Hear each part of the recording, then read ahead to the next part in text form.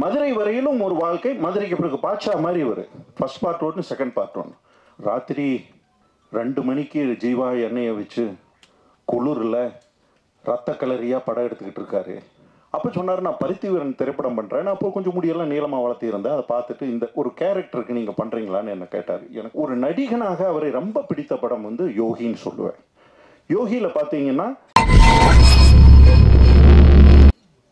காலத்தின் பேரன்பும் பெரும் ஆசீர்வாதங்களும் நம் அனைவருக்கும் முழுமையாக கிடைக்கட்டும். உங்கள் அனைவருக்கும் என் அன்புகளும் இந்த நிகழ்விற்கு என்னுடைய வாழ்த்துக்களும். 2005 ராம் திரைப்படம். அதில் என் துணைவியார் வந்து ஒரு மிக முக்கியமான கேரக்டரில் நடிச்சிருந்தாங்க. அந்த திரைப்படம் கொடைக்கானலில் படப்பிடிப்பு போயிட்டாங்க. அங்கிருந்து பல நாள் எனக்கு ஃபோன் பண்ணி பேசுவாங்க. ராத்திரி 2 மணிக்கு ஜீவா எண்ணெயை வச்சு குளிரில் ரத்த கலரியாக படம் எடுத்துக்கிட்டு இருக்காரு. குத்துப்பட்டு கிடக்க ஷிஃப்டிங் சொல்கிறாரு. அதுக்கு பிறகு என்னங்க இவர் என்ன இப்படி வந்து மாட்டிக்கிட்டனே அப்படின்னு ரொம்ப அங்கிருந்து ஃபோனு. எனக்கு அமீரை பற்றி முன்னாடியெல்லாம் எனக்கு தெரியாது. ஏன்னா அது பழக்கம் இல்லை, நட்பும் இல்லை. நான் சொன்னேன், இல்லை ஒரு இயக்குனர் அது ஏதோ ஒரு மூடில் எடுக்காரு. நம்ம அது வந்து இந்த பக்கம் பொண்டாட்டி நடிகை, அந்த பக்கம் ஒரு செஞ்ச தொழில் இயக்குனருடைய அந்த மனநிலை, இந்த ரெண்டுக்கு நடுவில் சித்திக்கிட்டு நான் இயக்குனர் பக்கம் பேசினா நீங்கள் எப்போதுமே டெக்னீஷியனை தான் பேசுவீங்கன்னு ஃபோனை வச்சுருவாங்க. சரி, இவங்களுக்கு ஆதரவு தோணுனா நம்ம உள் மனசாட்சி குத்திக்கிட்டே இருக்கும்.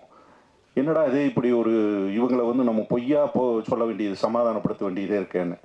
அந்த திரைப்படம் பண்ணிக்கிட்டு இருக்கும்போது அவர் தான் தயாரிப்பாளர்.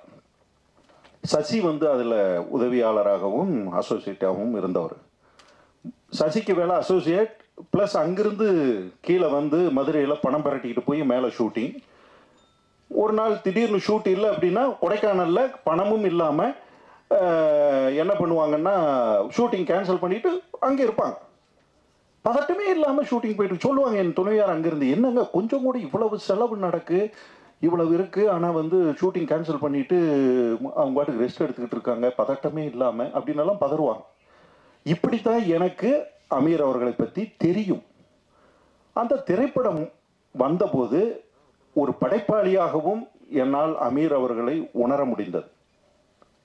அதனுடைய தொடர்ச்சியாக சேலத்தில் அவர் ஒரு விருது வாங்கிறதுக்கு ராம் திரைப்படத்துக்காக சேலத்துக்கு வந்திருக்காரு.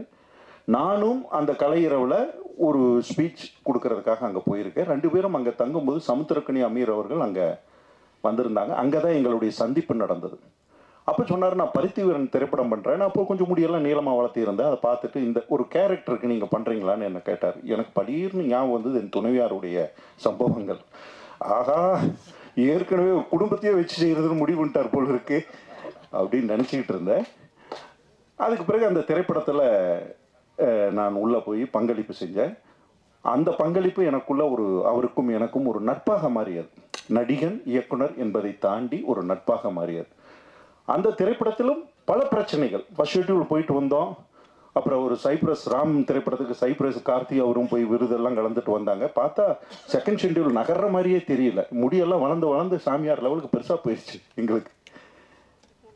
அப்போ என்ன அப்படின்னு விசாரித்தா திரைப்படத்தில் அவர் வந்து தயாரிப்பாளராக, அடுத்த ஷெட்யூல் தயாரிப்பாளராக களமிறங்குறாரு. அதே படத்தை டேக்கப் ஆகுது.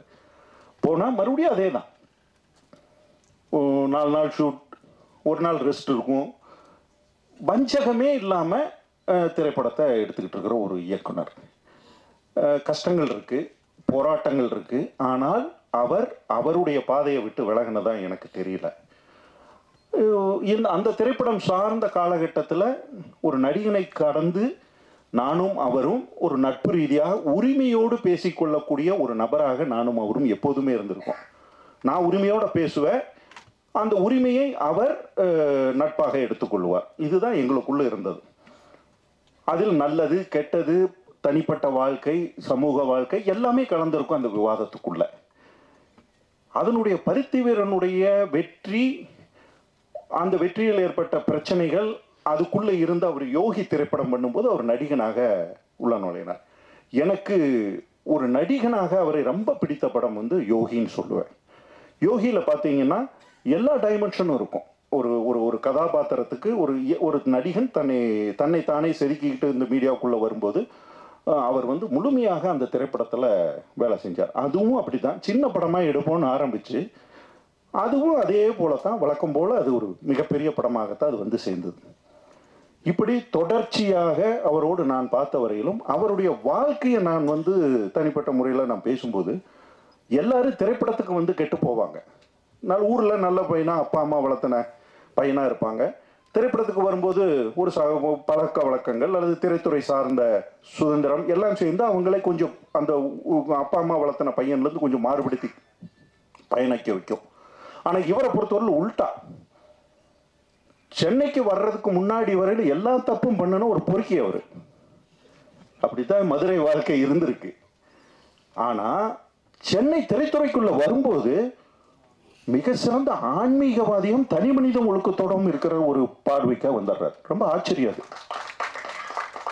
அந்த திரைத்துறைக்குள்ள வந்த காலகட்டத்தில் இருந்து எனக்கு ஒரு ஆரம்ப காலகட்டம் ராம் அப்படிங்கிற படத்தினுடைய தொடர்ச்சி எனக்கு தெரியும் போது முன்னாடி அவருடைய வாழ்க்கையை பற்றி பாலா வந்து என்னுடைய அரை நண்பர் இயக்குனர் பாலா. அப்போ பாலாவும் இவரும் மதுரையில் நண்பர்கள். அப்போ அந்த அந்த ஒரு சுற்று வட்டத்தில் அப்படி வரும்போது எனக்கு இவங்களுடைய வாழ்க்கையை பற்றி முன்ன பின்ன தெரிஞ்சுக்கிறதுக்கான சந்தர்ப்பங்கள் அமையுது. அப்படி பார்த்தா மதுரை வரையிலும் ஒரு வாழ்க்கை, மதுரைக்கு பிறகு பாட்ஷா மாதிரி ஒரு ஃபர்ஸ்ட் பார்ட் 1 செகண்ட் பார்ட் 1. அப்போ செகண்ட் பார்ட் எடுக்கும்போது நான் பழக்கங்கள் அங்கே தான் எனக்கு வருது. தனி மனித ஒழுக்கமும் இறை அச்சமும் ஒரு நேர்மையாக தன்னை பயணித்துக் கொள்ள வேண்டும் என்கின்ற அந்த பார்வையும் அவருக்குள் தொடர்ச்சியாக இருந்திருக்கு. நான் இதுவரையிலும் அவர் பார்த்துக்கிட்டு வந்ததில்லை. அவர் அந்த பார்டரை எதுக்காகவும் கடக்க விரும்பல. பணத்துக்காகவோ புகழுக்காகவோ அல்லது இதை விட்டால் நமக்கு கிடைக்காது அல்லது அவங்க மேல பொறாமைப்பட்டோ எதுலையுமே அவர் தன் தனி மனித ஒழுக்கத்தை விட்டு கொடுக்கவே இல்லை. அப்படி எனக்கு தோணும் போதுதான் காலம் ஒரு இன்னைக்கு வந்து அவருக்கு ஒரு செக் வைக்கும்போது என்னால் அதை ஏற்றுக்கவே முடியல. ஏன் ஏற்றுக்க முடியலன்னா, நான் பார்த்த நபர், நான் பழகிய வரையிலும் நான் பகிர்ந்துகிட்ட வரையிலும் இவ்வளவு ஒரு கட்டுக்கோப்பான ஒரு நபர் இதை செய்திருக்க வாய்ப்பே இல்லை, இதுக்கு துணை போயிருக்க வாய்ப்பே இல்லைன்னு நான் உறுதியாக நம்புறேன். அந்த நம்பிக்கை வெறும் ஏதோ பழக்கத்துக்காக இல்லை. நான் ஒரு பார்வை, ஒரு சமூக பார்வையாகவும் ஒரு சமூகத்தினுடைய நபர்களை அப்சர்வ் பண்ற பார்வையிலையும் பார்க்கும்போது எனக்கு அது ரொம்ப தோணிக்கிட்டே இருக்கும். அப்போ இந்த சம்பவங்கள் நடக்கும்போது அல்லது இந்த சம்பவத்தினுடைய மையப்புள்ளியாக சில விவாதங்கள் வரும்போது அவருடைய அலுவலகத்தில் நான் போய் நோன்பு கஞ்சி குடிச்சிட்டு அவங்களோட உட்கார்ந்து அதே போல முன்னாடி எப்படி இருப்போமோ யதார்த்த லைஃப்ல அதே போல சிரிச்சு காமெடி பேசி கும்மாளமா இருந்துட்டு தான் வர்றோம். அந்த லைஃப் தான் தொடர்ந்தது. பதட்டம் இல்லை. ஒரு இவ்வளவு பெரிய பிரச்சனையெல்லாம் இல்லது இவ்வளவு ஒரு பெரிய அட்டாக், நம்ம எதிர்பாராம ஒரு பெரிய அட்டாக் வந்து நம்மளை தாக்கும் போது நம்மளாம் நிலை குளிந்து போயிடுவேன். நானெல்லாம் இருந்தால் செதஞ்சிருவேன். உண்மையை சொல்ல போனால் என்னையெல்லாம் 10 பேர் ஆறுதல் இலவுடு மாதிரி எதையாச்சும் சொன்னா தான் நான் தாங்குவேன்னு நினைக்கிறேன். ஆனால் அவர் மிக நிதானமாக தன் மேல் இருக்க மிகப்பெரிய நம்பிக்கையோடு அதை கடந்து சென்ற விதம் இருக்கு இல்லையா. எனக்கு வந்து இஸ்லாம் நான் வந்து மார்க்கமாக பின்பற்றிய அந்த சமூகத்துக்குள் இல்லை என்றாலும் இஸ்லாத்தை நான் படித்தவன், புரிந்து கொண்டவன். குறிப்பாக நபிகள் நாயகத்தினுடைய வாழ்க்கை, உமர், அபுபக்கர், இப்படி நான் பலதும் சொல்லுவேன். பக்ரு போர்னு ஒரு போர் வந்து இஸ்லாத்தில் மிக முக்கியமான அந்த காலகட்டத்தில் மிகப்பெரிய போர். அது அங்கே வந்து நபிகள் நாயகம் வந்து அந்த போரை அணுகிய விதமும் அந்த கால சூழ்நிலையும் நபிகள் நாயகத்தினுடைய மனநிலையும் எனக்கு இந்த சந்தர்ப்பத்தில் இருக்கும்போது அதெல்லாம் நான் உதாரணங்களாக அப்படி ஒப்பிட்டு பார்க்குற அளவுக்கு எனக்கு சந்தர்ப்பங்கள் அமைஞ்சுது இங்கே பார்க்கும்போது. அந்த சூழ்நிலையில் இந்த திரைப்படம் வந்து நான் இந்த திரைப்படத்தில் நடித்தேன் அப்படின்னு வச்சுக்கிட்டு கடந்த காலம் சொல்லுங்க. ஆரம்ப கால திரைப்படத்தில் ஸ்கிரிப்டில் நான் இருந்தேன். தேனியில் ஷூட் பண்ணப்பட்டது. முதல் ஷெட்யூலில் நான் போய் நடித்தேன். பாபா எனக்கு பணமெல்லாம் கொடுத்து கூட்டிகிட்டு போய் நல்ல ரூம் போட்டு நடித்தோம். இப்போ கதை நாயகி இருக்காங்களே, அவங்களுக்கெல்லாம் இப்போ என்னை ஞாபகப்படுத்தி பார்த்தா தெரியுமான்னு கூட தெரியல.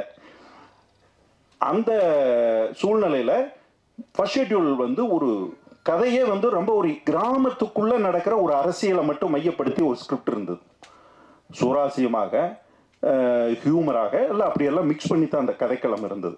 உண்மை சரியா சொல்லப்போனால் பாக்யராஜ் சாருடைய ஆரம்ப கால படங்கள் இருக்கும் இல்லையா, அந்த பேட்டர்னில் இருந்தது அந்த ஸ்கிரிப்ட். ஆனால் அந்த ஸ்கிரிப்டை எடுத்து போயிட்டு ஃபர்ஸ்ட் ஷெட்யூல் முடிச்சு வரும்போது இந்த ஸ்கிரிப்ட் என்ன டிமாண்ட் பண்ணுதுன்னா, இதே கதைக்களம் கொஞ்சம் பிரம்மாண்டப்படுத்திக்கணும், அதில் இன்னும் கொஞ்சம் அரசியல் தளமெல்லாம் உள்ள ஏற ஏற கிராமத்திலிருந்து கதை கொஞ்சம் விரிவடைந்தது. விரிவடையும் போது எங்க கேரக்டர்ஸ் அதுக்கு பிறகு டெவலப் பண்ண சூழ்நிலை இல்லை. ஆனால் அந்த இருக்கிற கேரக்டர்ஸ் வச்சோம்னா ஏதோ நடிகர்கள் ஒரு சீன் 2 சீன் மட்டும் வந்து போவாங்க, அது வந்து ஸ்கிரிப்டுக்கு ரொம்ப பாதிப்பு ஏற்படுத்தும்னு எங்கள் கேரக்டர்ஸையும் முழுமையாக அந்த இடத்துல விடுபட்டு போயிடுச்சு. ஆனாலும் நான் அந்த திரைப்படத்துக்குள்ளே நடிக்கிறேன் அப்படிங்கிறதுக்காக இந்த திரைப்படத்தில் வந்து உறவுகள்லாம் கிடையாது. எனக்கு நண்பர்கள் செய்கிறாங்க, அதை வந்து எனக்கு முடிஞ்சால் நான் நடிகனாக பங்களிப்பு செய்கிறேன், இல்லைன்னா நட்பாக பங்களிப்பு செய்ய போகிறோம். அதை தாண்டி அந்த திரைப்படத்தினுடைய படப்பிடிப்புக்கோ அதுக்கோ நான் போகிற சந்தர்ப்பம் எனக்கு அமையலை. ஆனால் இந்த படத்தை முழுமையாக முடித்து நான் பார்க்கும்போது ஆதம் பாவா இதில் மிகப்பெரிய ஒரு போராளியாக இருக்காப்புல. ஏன்னா ஆரம்பிக்கும் போது ஒரு சின்ன பட்ஜெட் படம்னு நினைச்சு உள்ள நுழைஞ்சிருக்கலாம். ஆனா அதுக்கு பிறகு இந்த படத்தை 3-4 கட்டங்களாக அது அந்த அந்த கதையை வந்து விவரிச்சு வேற ஒரு தளத்துக்கு போகும்போது எல்லா ஃப்ரேம்லையுமே பெரிய தயாரிப்பாளராக இருந்தால் மட்டும்தான் அவளை செலவு செய்ய முடியும். எல்லா கூட்டம், காரு, ஆட்கள், அது வந்து அவ்வளவு சீக்கிரம் வந்து நம்மளால ஏற்று செலவு செய்ய முடியாது. ஆனா பாவா ஒரு தயாரிப்பாளராகவும் இயக்குனராகவும் இருந்து இந்த ஸ்கிரிப்டை சரியா இப்படி தான் பண்ணணும், பார்த்துருவோம் அப்படின்னு மிகப்பெரிய போராட்டத்துக்கு இடையில் இந்த படத்தை முழுமை செய்திருக்கிறார்கள். இந்த திரைப்படத்தில் பங்கேற்ற அனைவருக்கும் என்னுடைய அன்புகளும் வாழ்த்துக்களும். காலம் மறுபடியும் இவர்களுக்கு தனது பேரன்பையும் பெரும் ஆசீர்வாதத்தையும் வழங்க வேண்டும். இது வந்து வெற்றியை நோக்கி முழுமையாக பயணித்து அவர்களுக்கு தொடர்ந்து கலைத்துறையில் அடுத்தடுத்த நிலைக்கு செல்கின்ற வாய்ப்புகளை வழங்க வேண்டும் என்று ஆசைப்பட்டு விடைபெறுகிறேன். நன்றி, வணக்கம்.